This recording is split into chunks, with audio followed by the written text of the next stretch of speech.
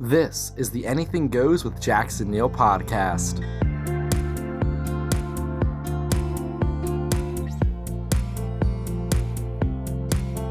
Welcome back to the podcast. Here for episode number 135. I'm Jackson Neill. Today's guest is hip-hop artist Myke The Kid, talking about his upcoming latest EP, Smoke and Listen. Before we jump into that interview, though, just want to remind everyone that this podcast is available on all of your favorite platforms, including Apple Podcasts, Spotify, Stitcher, YouTube, SoundCloud, basically wherever you like podcasts, this is there. So make sure to rate and subscribe so you get the new episodes every single Tuesday and Thursday. So Myke has this EP, Smoke and Listen, coming out. He's already released a single, Alicia Keys, off of it, and he's just gaining some momentum right now in terms of making music. The project is produced alongside Terrace Martin, a musician that I have loved his work, whether it's be production for some really big name artists. But I'm excited to hear what exactly this EP sounds like for Myke. And we talked about the overall production, what went into making this project, why this is the right time for him, and just what he has going forward, because for him, this is just one of his first steps in his career that he hopes to make a long and successful career out of this. So, with that said, let's jump right into the conversation. Can you tell me a little bit about your recent single, Alicia Keys? Yeah, man. Alicia Keys, man. Well, for one, I have so much admiration for her. She's such a talented artist. And what she does has always been a pinnacle to me. She's somebody I look up to as far as songwriting. And I was just listening to a beat, man. The way I write, man, I kind of just let the track write itself. When I hear the beat, it kind of just dictates what I'm going to write. And I remember just seeing a video of Alicia Keys at the time, and I was like, man, I wish I could play like Alicia. And then the hook came, playing with the keys like Alicia, and I'm like, oh, that's pretty hard. Maybe I should work with that. And then the song just came to fruition, and I like it a lot. Well, that whole playing keys like Alicia, that whole line, I definitely like that. And it's on your upcoming debut EP, right? Yeah, Smoke and Listen. Yeah. Why did you want to make this one of the first songs, or the first song to come out that you're going to release off of that EP? Just so people have something to really bump. It's a song that kind of just it's like a hustler song, to motivate and get you started, get you going to whatever it is you do. If you're on a 9 to 5 or what have you, just stay on that grind and stay motivated. And I feel like people like Alicia Keys that are in that position and held up to on the platform that they are, they do that same thing. And then it's also just expressing my admiration for her as well. I have a couple of songs where I just have people's names, and there's a story behind it. It has a little bit of a deeper meaning. But yeah, for the most part. Well, I want to kind of get into that EP, your debut EP, Smoke and Listen. It has a release date of January 15th, I saw. Just can you tell me a little bit about the process that went behind making this EP? Yeah, man, it's really like me doing my regular thing, man. I have been writing songs since I was 11, man, and I got really, really serious about it about 4 years ago, and within a couple of years, man, I just really put in some work. I got to put an EP together, and then I wind up actually getting the team and building up with the team. Then that team got me to Terrace Martin, and he's telling me, okay, kind of give us a game plan, like, we got to get an EP going, introduction EP, and it'll just get you on the right start, because it's a grind. You got to grind for it. I was like, cool. So, Smoke and Listen came together just because, like, back home where I'm from, it's hard to get people to listen to your music, man, unless you like really bumping on the radio or something like that. So I usually have to buy some of the homies and like, hey, man, Smoke and Listen. You know what I'm saying? Smoke and Listen, just listen to this, man. Let me know what you think, And that's just pretty much how it came about, man. Just here's the tape. Why don't you smoke and listen to it? Definitely, yeah. You mentioned there you've been taking music seriously for about 4 years. I had read that about you. I guess what have you exactly been working on in those 4 years? What's that journey of those 4 years been like now leading up to this project? Oh man, it's been crazy, man. It's Like I'd always been writing music and recording like at home for 11 on up, but I did it in such the worst way. I would just download some like free softwares and like have this computer mic tied up to the broom.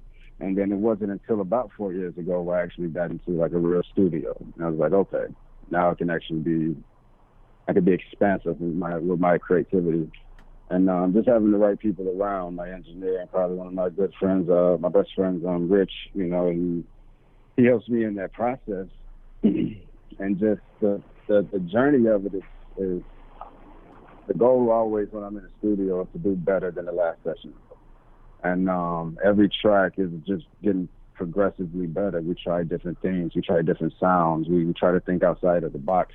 You know, boxing yourself in could be just the depth of creativity. And we always want to keep good vibes and creativity going.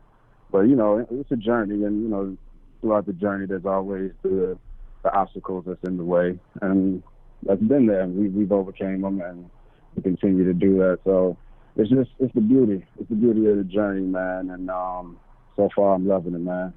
Mm-hmm. I really like that, the whole, you know, make each studio session better than the last one. That's kind of, it reminds me almost like of an athlete, you know, make this game better than the last one and kind of keep on improving. I like that mindset going into making music. Absolutely, man. I appreciate that.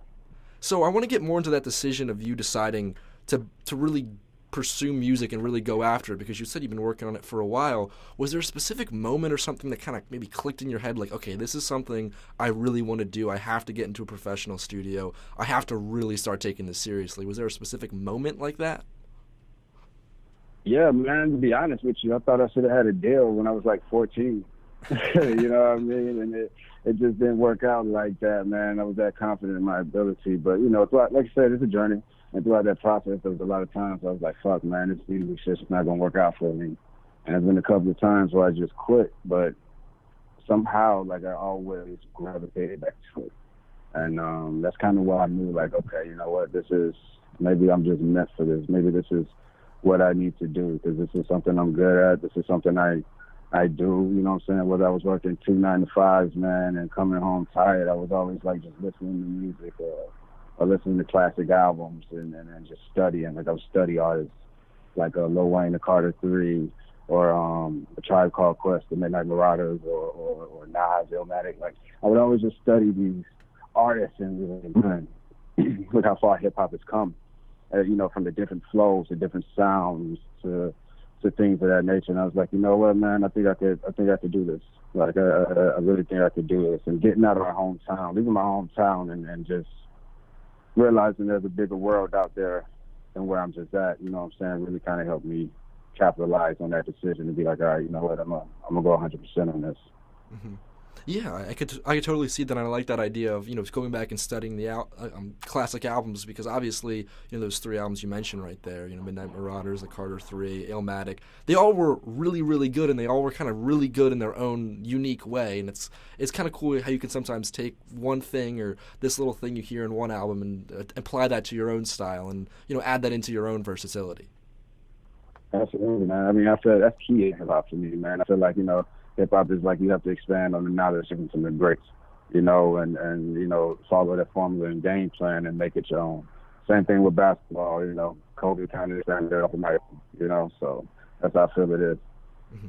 Definitely. I definitely agree with that. So I want to go into this EP. You mentioned how you had met up with Terrace Martin. He worked a lot on the production of this project. How exactly did you two get connected? Because Terrace Martin is, you know, a really, really talented producer. How did you two get connected and decide to make this EP together? Man, it's pretty cool, man. My business partner, Julio Segovia, man, him and Terrace are really good friends, man, and me and Julio just kind of knew each other off of just smoking together. And I gave him my mixtape one time. I was like, hey, you know, I always try to ask for feedback from people, you know, that's never heard any of my music, just to give me an honest opinion of, like, you know, what I might need to change up, or, you know, what they thought would be interesting, or, you know. And he was like, yo, I know this guy, Terrace Martin. And I was like, oh, really? And I was like, okay. And I had to, I looked him up, man, and I was like, oh, shit, yo, like, Terrace is real. You know, this guy is real. You know what I mean? And linking up with him, man, was It was amazing, dog. 'Cause he's a real humble dude, man. He's a chill dude, and man, he just gave me so much game, so much knowledge about this game. And he told me it's gonna be rough getting in the game, man. But once you win there, you win there. You got to stick to it. And he made me think outside of the box, man. And I really appreciate that because it was so many things that were like, yo, shit, why didn't I think of that? And he kind of just like opened Pandora's box, man, and like a burst of just creativity just expanded in my head, man. And it recently, man, I've been writing tracks that have been like I can't believe like I even write them. I had to give myself a pat on the back, and I don't do that, And I credit Terrace for like really just expanding my knowledge as far as music goes, man, and really just giving me game, man. Yeah, completely. I mean, Terrace Martin is one of those guys who has worked with almost a lot of different people from a lot of different genres. Just a really talented multi-instrumentalist. I guess I would ask you: is there any specific little things maybe he helped point out to you or help you learn? Like, what exactly was he teaching you? Basically, man, the one thing that stuck out with me the most, man, was do the reverse of what you would normally do. And I was like, that sounds simple, but it's complicated. Mm-hmm. So it's like I had to practice that. And then once I started mastering that, I'm like, holy shit, this music is like amazing. I didn't think I could do this. So that was like the main thing that stuck out with me, man. And then just seeing him work with the keys and his production and like, it's like once he hears something, it's like Magnet and him, like they just connect together so quick. He just knows what to do. And it was very inspirational just seeing him like with the keys. And like, I mean, I played the piano too, but nowhere near as good as this man. And it was like, yo, okay, I see what I got to do now. I'm trying to be more than just a songwriter. I need to, be able to make these beats. I need to be able to play these keys. I need to be able to play this instrument.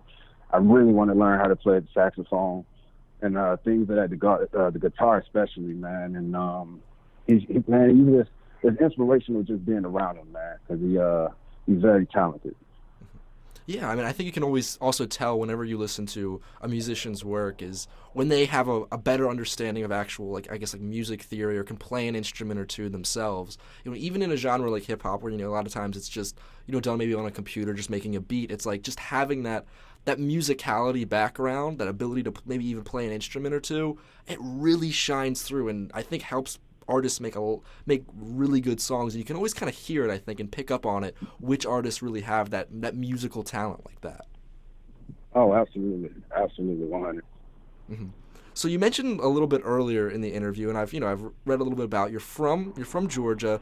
Can you just kind of tell me a little bit about, like, I guess the hometown you grew up in? What was it like growing up in Georgia? Man, my hometown, man, Warner Robins, middle Georgia.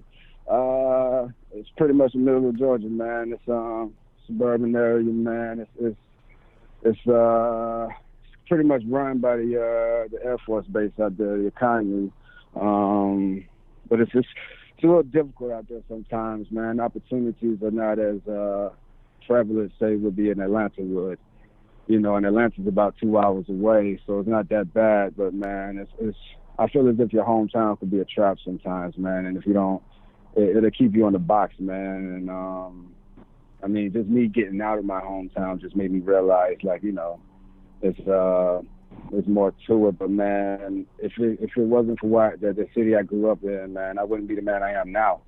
You know what I'm saying? Like, it's a very good city. It humbled me, man, and just being brought up in that environment with everybody, because the Southern city, the Southern hospitality is a true thing, man. So everybody kind of looks out for everybody. And same thing out there, man. No matter, you could be a stranger on the road with a flat tire, somebody's going to pull over and help you out, And that's a beautiful thing about my city, man. That's what I love most about my city, man. It's just the people are so friendly out there, and if you need help in anything, you know what I'm saying, they'll help you out. But, it has its rough areas, and, that's the area we like to stay in because that's where we're from, you know what I'm saying? So it's a different code in that area. Mm-hmm. But besides that, man, it's my city, and I love it. It's 478. Yeah, definitely. Yeah, it's like, it's a city where, like you said, you wouldn't be the same person without that. And I like that point you mentioned. It's like the hometown, it's nice, but it can also kind of be almost like a trap sometimes. I think there's like I forget what the stat is about how the average number of Americans that end up staying in their hometown for the rest of their life, and it's a number that's a lot bigger than you would think. But earlier in the interview, you mentioned how, getting out of your hometown and kind of, moving away really kind of allowed you to expand and, think about life and your career choice and music differently. Can you just tell me a little bit about that decision to finally say, okay, I'm going to move out. I'm going to leave this hometown and I'm going to try something else. What was that decision-making process like? Man, I needed to change, dog. It wasn't too long, maybe 4 months before I made the decision to just kind of roll, man. My mother passed, and that was kind of like, it was hard to take. Losing parents was hard to take. My mother was my rocks. She was my mother and my father. So losing her, man, and just being in my hometown, at the time it was a small city. It's grown a lot more now. But just it being a small city, man, it's like too many memories and too much to just kind of take in, man. And I'd always promised my mom, like, I'm going to make it into music one day. And so I was like, you know what, man, fuck it. I'm going to just take this jump with $150 in my pocket and go to California and make this shit work, because life is short, man. So just get rich or die trying for me, you know what I'm saying? I'm chasing this dream till I die, Yeah. So, man, that's pretty much what kind of like made me make that decision, man, and just really just be 100% about this. Yeah, it's amazing. Yeah, condolences to you for for having to go through something like that. It's always kind of a rough experience, but I think you kind of had the right outlook. Is that like it makes you realize just how short life is, and how sometimes you just gotta take that jump and just make that leap and just do that thing you've always been thinking about. Oh yeah, absolutely, man. You gotta jump. That's how you figure out if you're gonna fly. Exactly. So once you did get out to California, I guess what was that like? What was it like to be finally out in California and trying to establish yourself and get to this point in your career? Oh man, when I first came out, I was like, shit, it's expensive. God damn. I was like, gas is ridiculous. I was like, I need to get a horse and carriage, man. I don't know if this is gonna work out. But no, it was man, it's the most beautiful state I've ever been to, and it was just like it's dreamers out here, and that's something I can relate to, and just it's a lot of opportunity to just chase your dream, and a lot of people that's chasing that dream with you, that same dream, and you network, and then you meet great people, and that's how I met my engineer. That's how I met my partners, my business partners, and man, it's just such a great. Coming to California was a great move for me, just professionally and mentally. That's when I kind of opened up and like, man, there's more to the world and just the hometown I was at. So now that I'm in California, man, it's like now I got to visit other states. I want to go to New York City one day. I want to go to Boston. I want to go to Jersey. I want to go to all these places now. And I just want to explore the country now, man. But California, man, it's so beautiful out here, and I love it. Awesome. I love it out here, man. Yeah, I'm actually from the Philadelphia area, so if you're ever out in Philadelphia, New York City, there's just two awesome, great cities to visit out here in the Northeast. Although I will admit, the people out here are not as nice as the people you described in Georgia. It's a little more tense up here in the East Coast. For sure, man. I can rock with that. I like the grimy, man. We got to catch the Sixers game, man. The Sixers are doing pretty good. Oh, definitely. Oh, it's so fun to go to their games nowadays. It finally energies back to that team after all those losing seasons. Yeah, man. I want to see a game, man. I got to see him play. Especially Joel, man. That's a character right there. I got to see him play. Oh, he's a dude. fun guy to watch. So, you went through this journey finally, moving out to California. Now you've been working on music for several years. You finally got your debut EP, and that's coming out at the top of next year. I guess my last question is just, how are you feeling now with that EP set to release in about a month and a half right now from when we're talking? What's going through your head? How are you feeling? Man, I'm feeling great, man. I'm feeling like, honestly, I'm feeling like it's about damn time. It's about damn time, man. Cause it's like the work that I put in since 11, and now I'm 27. So it's been like 16 years of me just working for this dream, man. The work I put in is finally paying off. It's finally like progressing, And man, I'm looking forward to the release, man, and I'm looking forward to the future projects, man. I got other projects that's in the bank, waiting for the right moment, man. And I feel like this is a great introductory into the game, man, and hopefully stand the test of time.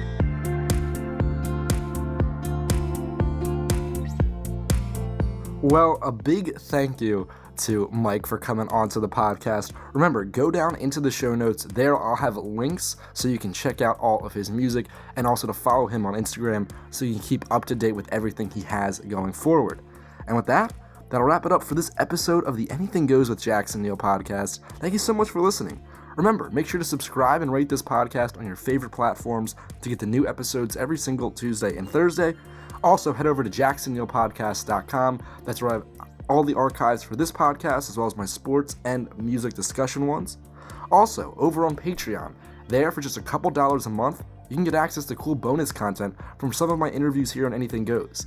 Sometimes these interviews go a little longer, take some left turns that I don't really expect, so all that bonus content really goes over there on Patreon. I write, record, produce, do everything for these podcasts myself as a full-time college student, so any little bit of support really does go a long way. Also, you can keep up to date with me at JacksonNeill20 on both Instagram and Twitter. Today's music is by Analog by Nature with their song CDK Sunday. Thanks again for listening. I'll see you all next time.